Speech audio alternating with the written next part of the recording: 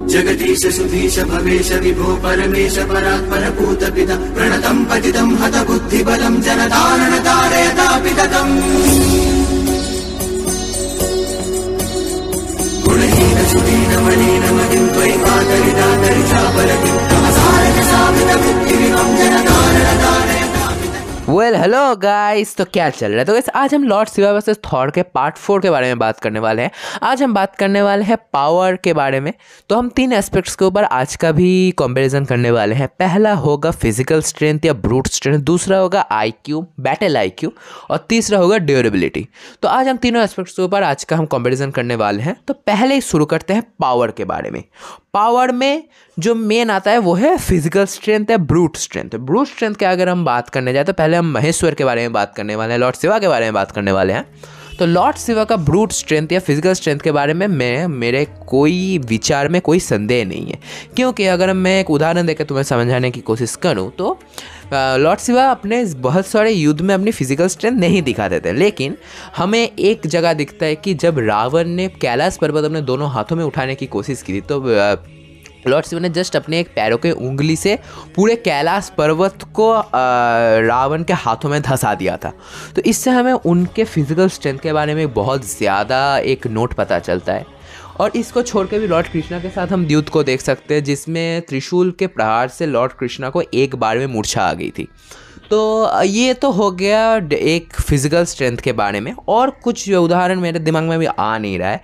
अगर हम थॉर के बारे में बात करें, थॉर का भी बैटल का जो स्ट्रेंथ है या फिजिकल स्ट्रेंथ या ब्रूट स्ट्रेंथ है वो बहुत ज़्यादा है, क्योंकि वो थंडर गॉड है।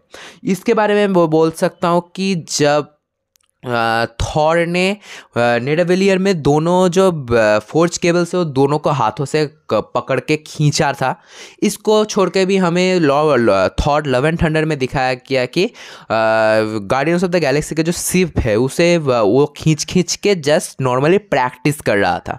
इसको भी छोड़ के हमें देखा थैनोस के सीने में उसने स्टॉर्म ब्रेकर को धंसा दिया था, मतलब उसका जो ब्रूट स्ट्रेंथ है वो बहुत ज़्यादा है। सेकेंड एस्पेक्ट ओवर हम बात करने जाए तो हम बात करने वाले हैं आईक्यू के ऊपर। तो महेश्वर थॉर से भी बहुत ज़्यादा इंटेलिजेंट है, ये हमें पता चलता है क्योंकि लॉर्ड शिवा हर टाइम एक ध्यान मुद्रा में रहते हैं।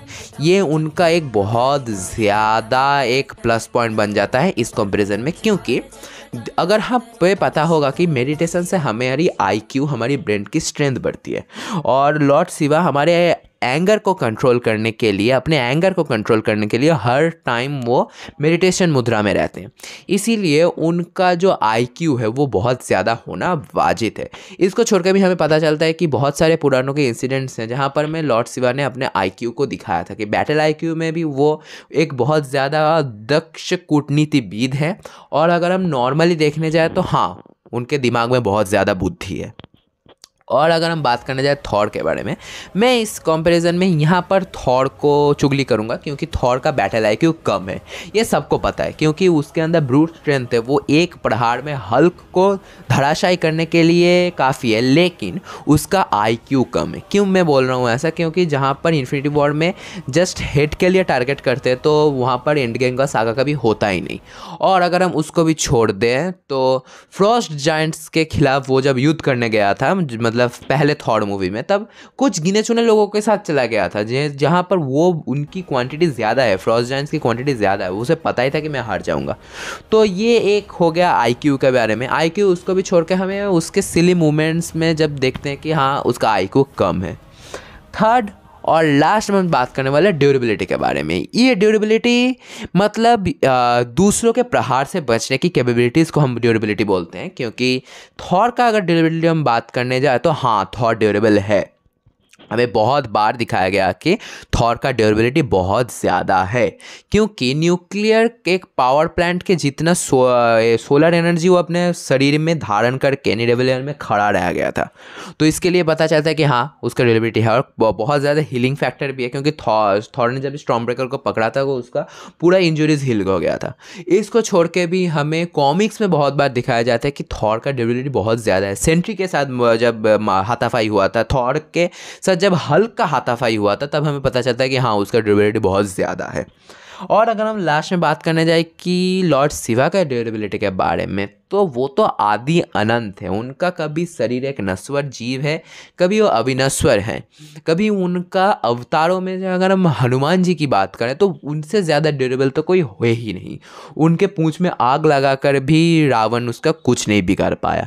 उसको भी छोड़ दें तो यार थॉर के साथ इनका कोई भी एक ड्यूरेबिलिटी का कंपटीशन बनता ही नहीं, क्योंकि वो बहुत ज़्यादा ड्यूरेबल है।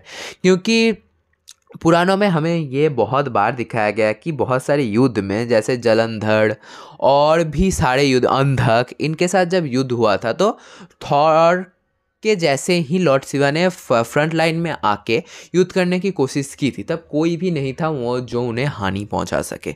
और इसको छोड़ के भी मैं एक पॉइंट में ही इसको प्रमाण कर दूंगा कि थॉर से या किसी भी जीव से लॉर्ड शिवा सबसे ज़्यादा ड्यूरेबल है। क्योंकि जब समुद्र मंथन के टाइम पे हलाहल विष निकला था तो कोई भी उस विष से टैकल नहीं कर पा रहा था, कोई भी, मतलब सभी के ऊपर ही उस विष का इफेक्ट, उस जहर का इफेक्ट हो रहा था।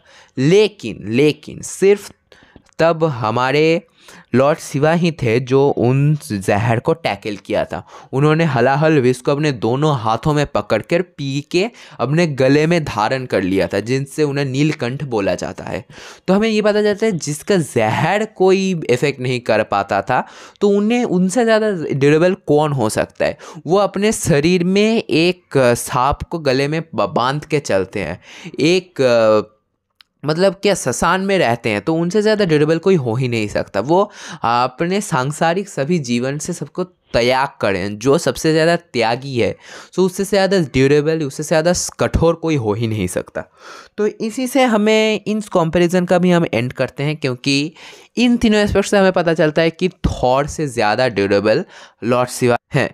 तो आज का वीडियो हम यहीं पर ही एंड करते हैं। वीडियो कैसा लगा मुझे ज़रूर बताना। वीडियो को लाइक करो, चैनल को सब्सक्राइब करो। बस आज के लिए इतना ही, तो बाय।